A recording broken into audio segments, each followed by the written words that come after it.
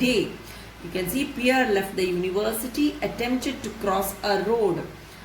So towards 2:30 on Thursday, 19 April 1906, towards 2:30 in the sense 2:30, it was 2:30, he left. On which day? You can see 19th April 1906.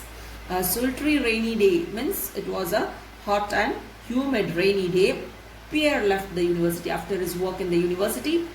He left the university and attempted to cross a road. And accidentally, what happened? Accidentally stepped into the path of a heavy dray, and he came on the way of a horse-drawn carriage. And there he lost his life in a flash. That means at that very spot he died after coming under the horse-drawn carriage. After the funeral, the government officially proposed to award Marie a pension. Soon after the funeral of Pierre Curie, the government said that they are going to award Marie a pension so that she can live throughout her life. But what did Marie do? She refused it flatly. So she said that she don't want such a pension, and in fact she even told the government that she is young enough to earn her living as well as to look after her children. This she said, displaying her habitual bravery. So what do you understand? So behaving in the routine manner of hers. So she was like that. We had seen her from long, right from her marriage time. We are seeing she was a brave lady who knew to take the right decision, right? So here also, similarly, you can see here also, she took the right decision of refusing the pension by saying that she is very young to work and earn her living as well as to look after her children. So saying that she refused the pension offered by the government. Let us move to the next paragraph. The Council of the Faculty of Science unanimously decided to entrust Pierre's post at the Sorbonne to Marie.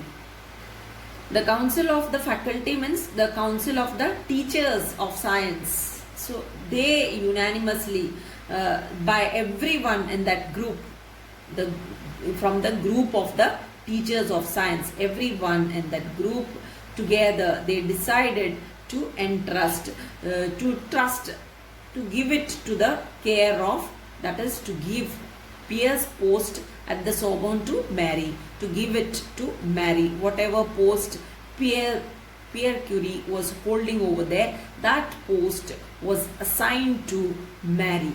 So this is what you can see. So they too were favoring her, the Faculty of Science.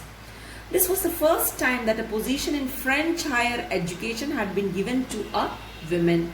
So in those days, it was the first time that a posting like this, which was normally given for men, was given to a lady like this. So it was the first time that such French higher education was offered to a woman. So on the day of her first lecture, the amphitheater was packed and Marie walked into a storm of applause. So she too accepted this job as a teacher over there. So she went to the university to take her class. So on the day of her first lecture, when she was about to take the class, the first day when she was ready to give her class, this is what happened. The amphitheater. Now what do you understand by amphitheater? Amphitheater means it is an auditorium, you can say, like how you all have seen the auditoriums. So auditorium, how it is, you have a stage, right? So these classrooms were like this, wherein large number of students used to sit in the hall to attend the class, and the teacher will be taking the class, will be standing on the stage and will be taking the class. So this is what you can see over here. So her first lecture, when she went to take her first lecture, the amphitheater was packed. It was packed in the sense they were in large number. All the students attended the class. That is what you can see. Okay.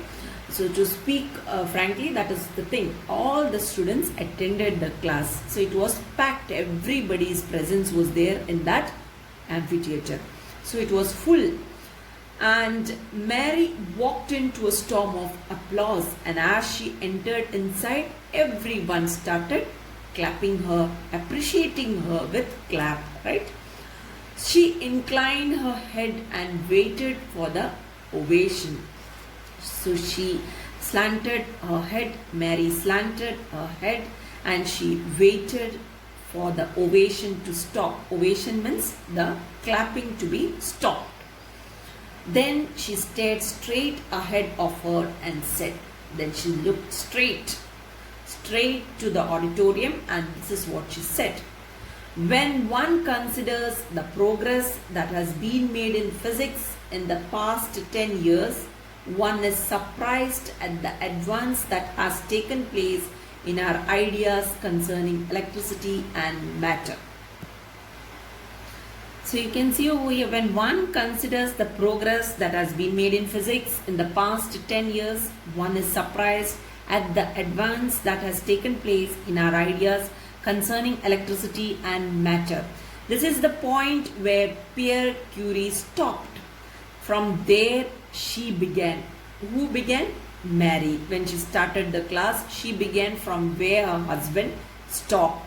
So it was a touching incident, or these lines, whatever is mentioned over here is something, it was really touching at that particular moment, especially to the audience. Marie Curie had resumed the course at the precise sentence, exactly to that point, exactly to that sentence where Pierre Curie had left it. So she began from that point. She took back that particular point where Pierre Curie had left. So tears rose to the eyes and rolled down the faces there. So it was something touching, as I have told you. It was a touching incident, and all the students of Pierre Curie who were attending the class were literally in tears. Tears rose to the eyes and rolled down the faces there. So the audience were in tears. This is what you can see. Because where her husband stopped, she began from it. So accurate she was. That is what you can see over here. Let us move to the next page. Now the personal fame of Madame Curie mounted and spread like a bursting rocket, and Sweden awarded her the Nobel Prize in Chemistry for the year 1911.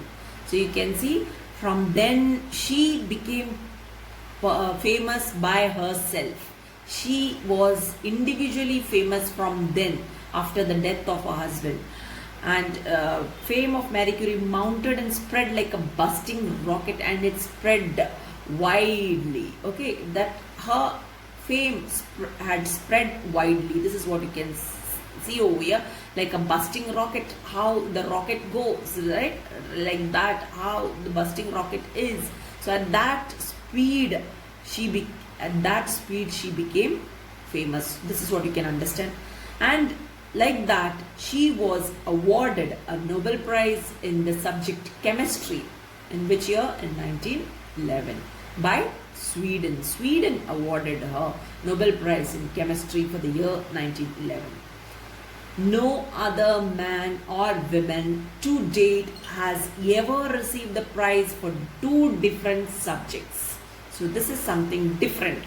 Nobody else, people normally get for one particular subject, Nobel Prize in one particular subject. Here she got two Nobel Prizes, and that too in two different subjects. One in physics she got, other one in chemistry.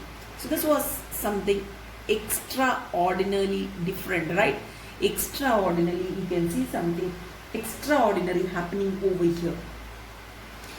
To the end of her life, Mary continued her work with passion and dedication. Till her end, she continued with full passion and dedication in her work. She was totally dedicated in her work, whatever she did. On Friday, 6 July 1934, the robust heart beat no more. Robert heartbeat in the sense that strong heartbeat. She was a strong lady, right? That strong heartbeat stopped for forever when on 6 July 1934. So on this day, that strong heart beat stopped for forever. So she left for heavenly abode. This is what you can see over here. Mary was buried beside Pierre in the cemetery at Sioux in the presence of her family, friends, co-workers and students who loved her.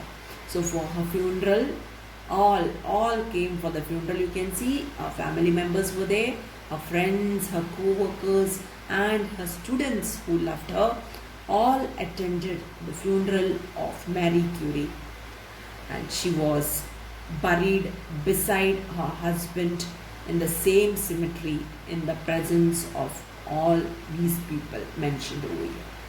So with that, we come to the end of this lesson. Along with this, I will be sending the PDF of notes. Thank you very much.